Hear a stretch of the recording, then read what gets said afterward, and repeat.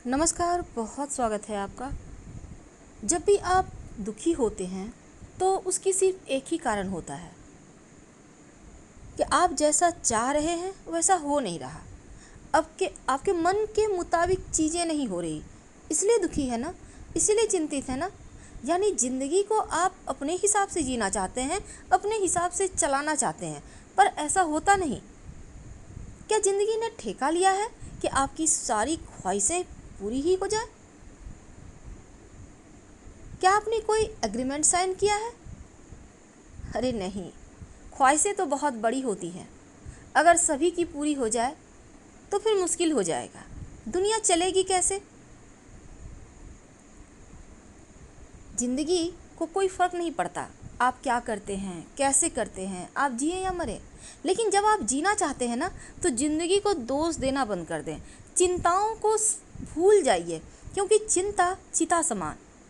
आपने सुना होगा ये बात।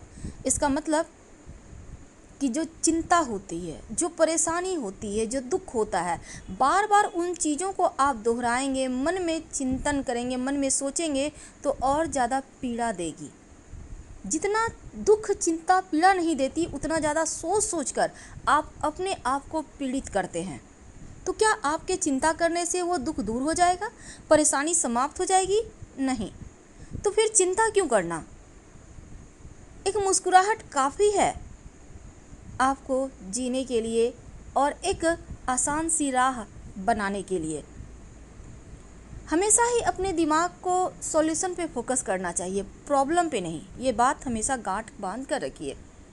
बैठे बैठे रोइए मत, मुझे ये नहीं मिला, ये होता तो ये हो जाता, मेरे पास पैसे होते तो गाड़ी ले लेते, अपना घर हो जाता, रहता तो बड़ा व्यवसायी बना हो जाते, बड़ा व्यापार डाल देते, अच्छे पैसे होते तो हम महंगे कपड़े पहनते, महंगे जूते पहनते। क्या ये चिंता करने की विषय है? नहीं।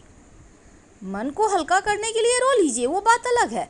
लेकिन बेवजह के दुख, ज़बरदस्ती का टेंशन, चिंता, इन चीज़ों को ढोकर आप क्या करेंगे? ये तो दुख की गठरी है, और इसको जितना ज़्यादा आप हल्का करेंगे उतने ही मस्त रहेंगे। आप सोचेंगे कि बोलना आसान है, बैठे बैठे हम बोल दिए, लेकिन जिसके ऊपर बीतती है वही समझता है। लेकिन एक बात हमेशा ही याद रखिए, जब आपको आगे बढ़ना है तो ज़िंदगी की शुरुआत आपको आज से ही करना है। ये नहीं कि कल काम करेंगे, परसों आराम करेंगे, नहीं। हर पल को जीना शुरू कर दीजिए, हर पल को जिए। क्योंकि पल पल, आपको तो पता है, लगभग हम हमेशा ही कहते हैं कि हम मृत्यु के करीब जा रहे हैं, यानी हमारी उम्र कम हो रही है। भले ही आपको लगे कि आप जी रहे हैं, अच्छी बात है, पॉजिटिव एनर्जी के साथ जिए, लेकिन एक दिन आपका कम होता जा रहा है हर एक दिन के साथ। तो सिर्फ इसलिए नहीं कि कल जिएंगे, कल हंसेंगे, नहीं, आज से ही खुशियाँ मनाइए। जब आप मुस्कुराते हैं ना, तो भगवान भी एक बार विवश हो जाते हैं ये सोचने के लिए, इतने दुख दिए हैं हमने लेकिन फिर भी ये खुश है, तो चलो इनको खुशी दे देते हैं। आपके अंदर ताकत की कमी नहीं है, बस उस ताकत को पूरी तरह से समेट कर इकट्ठा करना है आपको, और एक ही जगह पर फोकस करना है, भटकाव से बचना है। क्योंकि अगर सपने देखने से मंजिलें मिल जाती, सपने यानी दिवा स्वप्न, तो फिर हर कोई स्वप्न ही देखता, आप रास्ते में भटक जाएंगे। इसलिए दिवा स्वप्न ना देखें। रास्ते में एक नहीं हजारों मुश्किलें आएंगी, लेकिन रुकना नहीं है, चलते रहना है। क्योंकि जब आप आगे बढ़ते हैं तो सारे रास्ते अपने आप बनने शुरू हो जाते हैं। जब हिम्मत टूट जाए, जब लगे कि अब और नहीं सहा जाता, सामने मुसीबतों का पहाड़ है, तब मुश्किल से डरिए मत। बस इरादा कीजिए पक्का कि ना हारूंगा, चाहे जो भी हो जाए। खुद से वादा कीजिए, कितना भी संघर्ष हो, कितनी भी मुश्किल हो, लेकिन अगर आप चाहते हैं सब कुछ प्राप्त करना, तो यकीन मानिए आप कर ही लेंगे। ये सब कुछ आपकी हाथों में है। भरोसा खुद पर रखें, ईश्वर भी आपकी तकदीर वैसा ही लिखेगा। बस भरोसा करना सीखिए खुद पर। भगवान भी कहते हैं, तू 2 कदम चल तो सही, मैं तो तेरे साथ हूँ। मैं तो तेरे साथ हूँ, तू 2 कदम चल तो सही। बहुत बार क्या होता है, एक छोटी सी चोट लगी नहीं कि बस लंबे लंबे सोचने लगते हैं, ये हो गया वो हो गया कैसे होगा। कुछ नहीं होगा, सब ठीक हो जाएगा। आप खुद से रोज़ वादा कीजिए, मैं बहुत स्वस्थ हूँ, मैं बहुत भाग्यवान हूँ, मेरे पास सब कुछ है, मैं सब कुछ प्राप्त कर सकता हूँ, और आनंद में जीवन को जीना शुरू कीजिए। क्या आपको लगता है कि आप रोएंगे, आप चिंताएं करेंगे, आप बहुत ज़्यादा दुखित रहेंगे, तो क्या आपको लगता है कि आपको सुकून मिल जाएगा? अगर आप 2 दिन दुखी रहते हैं ना, तो तीसरे दिन दुख आपको ढूंढ लेता है। इसलिए आप 2 दिन खुश रह के तो देखिए, ज़्यादा नहीं 2 दिन, तीसरा दिन भी खुशी आपको ढूंढते हुए आपके पास तक आ जाएगा। किस्मत कभी भी बदल सकती है, लेकिन बिना संघर्ष के बहुत कम ही ऐसा होता है कि किसी को वो सब कुछ मिल गया जो वो चाहता है। तो किस्मत बदलने के लिए थोड़ी मेहनत तो बनती है। भगवान श्री कृष्ण गीता में कहते हैं, जिस मनुष्य का अपने कर्मों पर अटूट विश्वास होता है और जो मनुष्य अपने कर्मों पर सदा अड़े रहता है, वही मनुष्य जीवन में सफल हो पाता है। मनुष्य सिर्फ फल की चिंता करता है, जो उसे जीवन में सिर्फ असफलता मिलती है। भगवान श्री कृष्ण आगे कहते हैं कि परिस्थिति चाहे कितनी भी खराब हो, वो हमेशा एक जैसी नहीं रहती, वो बदलती जरूर है। इसलिए हिम्मत नहीं हारनी चाहिए।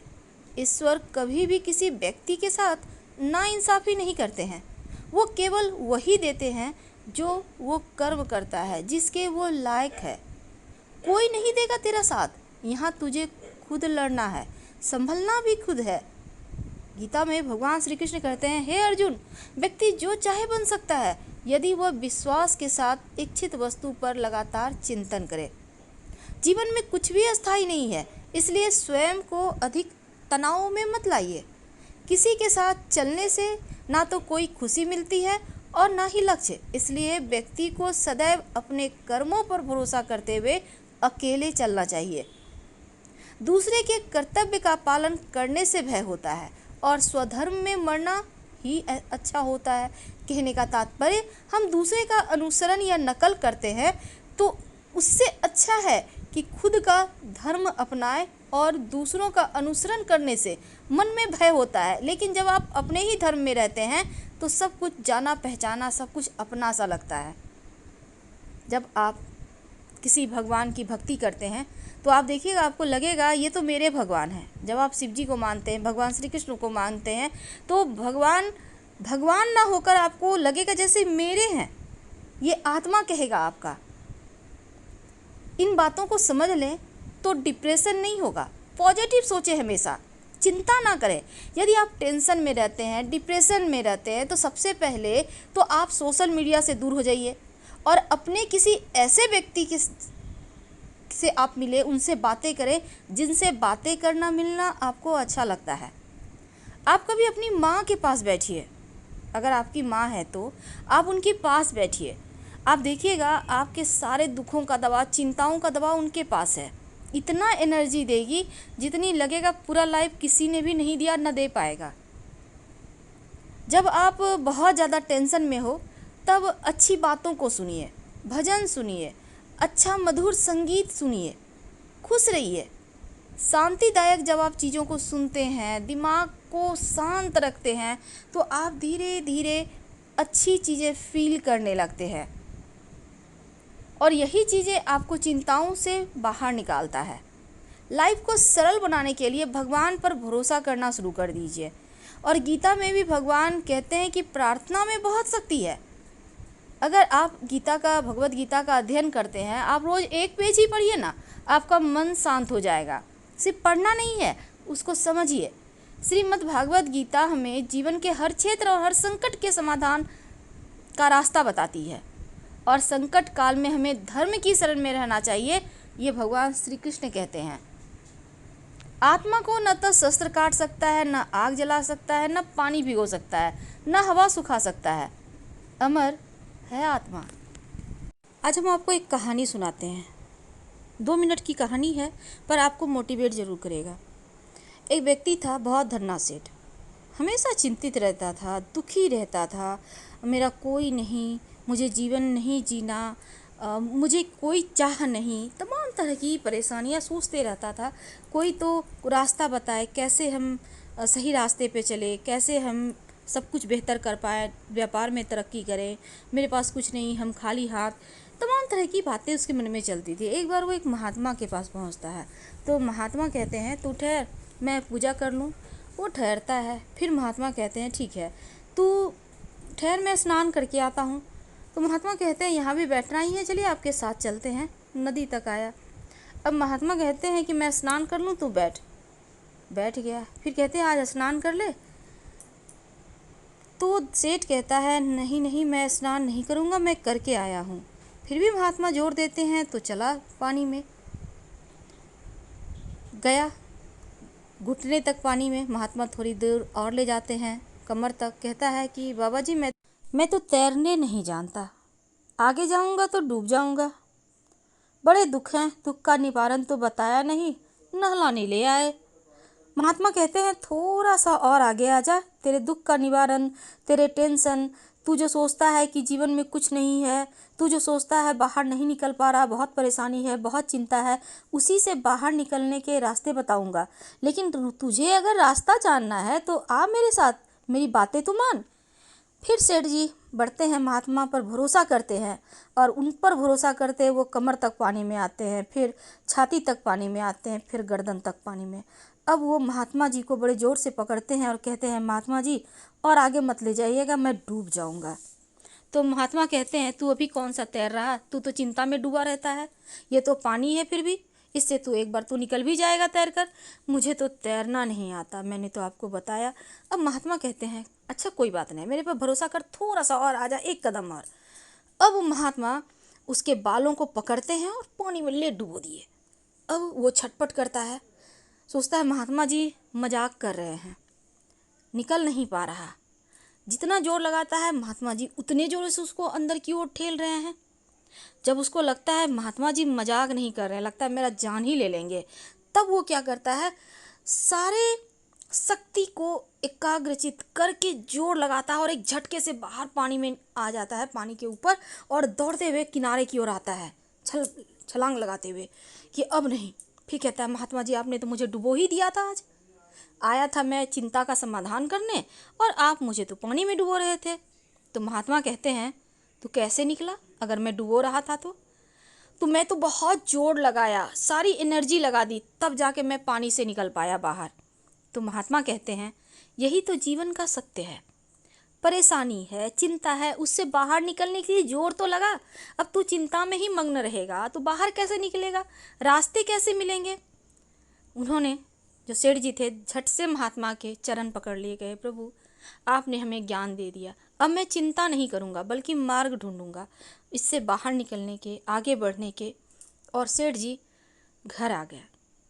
तो कहने का तात्पर्य चिंता करने से उसका अंत नहीं होता, उससे बाहर निकलने का रास्ता ढूंढिए, प्रभु भक्ति कीजिए, खुशियों को ढूंढिए। जब आप खुश होने लगते हैं तो चिंताएं खुद ब खुद भाग जाती है।